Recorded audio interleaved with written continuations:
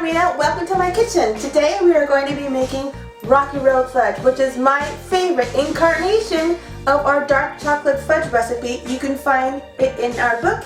Here it is. It's 10 pounds or 1062 with PNP. Please see our Facebook page for additional shipping information. We're also on Twitter. What's the other? Instagram. Please subscribe to YouTube. We'd really appreciate it. Anyway, it's a very versatile recipe. You can do all kinds of things to it. You could use whatever chocolate you like. You can use white chocolate with cranberries. That's quite nice for Christmas, as is candy canes for Christmas. You can do chili. You can do peanut butter. You can do mint. What else have we done? Well, we've done lots. So let's get started. All you need is 400 grams of dark chocolate, a handful of mini marshmallows, about a cup of chopped and toasted nuts. Today we are using walnuts. You can do hazelnuts or pecans if you've got them, but today we've got walnuts. You need a teaspoon or two of vanilla and a teaspoon or two of black coffee. I think that's it. Anyway, let's get started.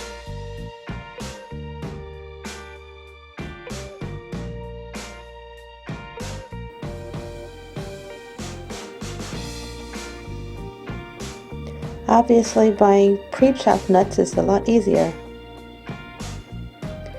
but a tad more expensive.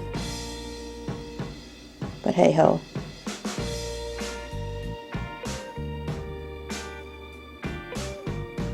You can also toast them on the stove.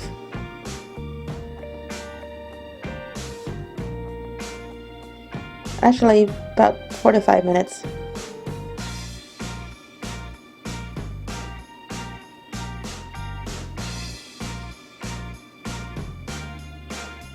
Over 400 grams of chocolate.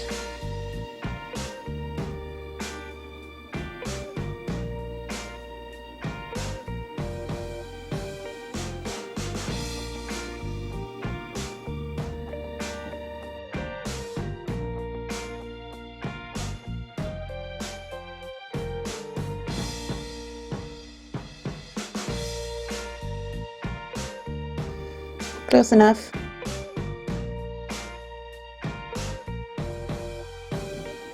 I forgot to say you needed a can of condensed milk, but there it is. Peter, could you hand me a can opener?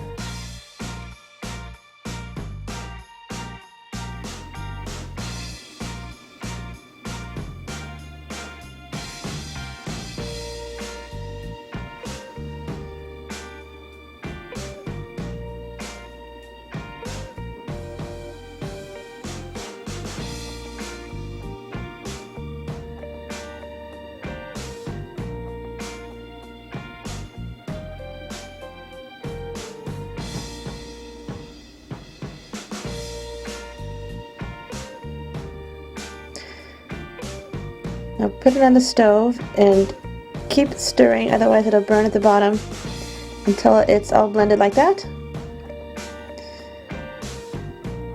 Add the vanilla and then the coffee. Not too much. I actually put in a bit too much so it was wet again, but just put it back on the stove and I'll mix better. I thought I might need some cocoa powder, but I didn't.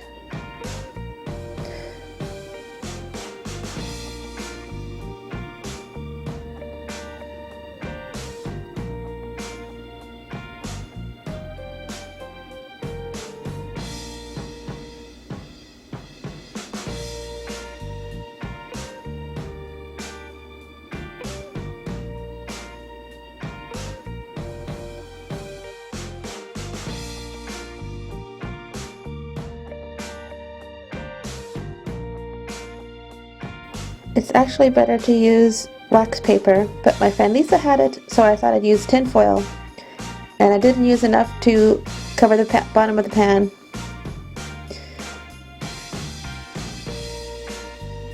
So it's a bit difficult to get out, but you'll see that. I like how the marshmallows got all melty in it. Gooey is great.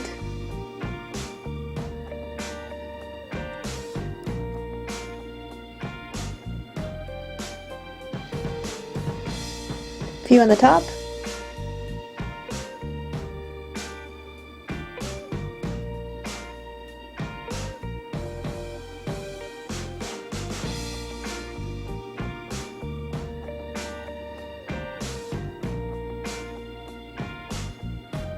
Looks good.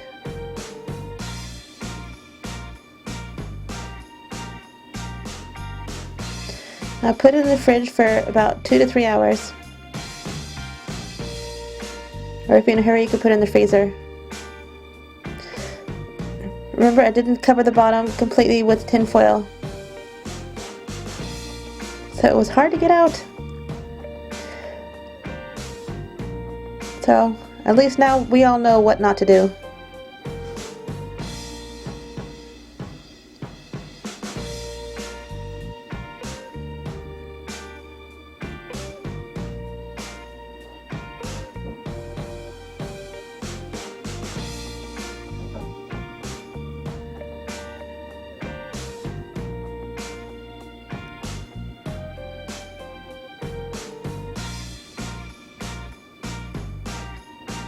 I like to cut it into about 1-inch squares, more or less.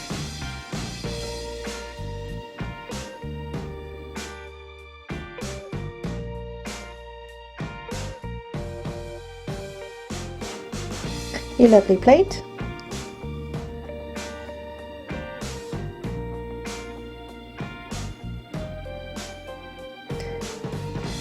Isn't it lovely? We could put into little bags to give to your friends or sell or whatever you like.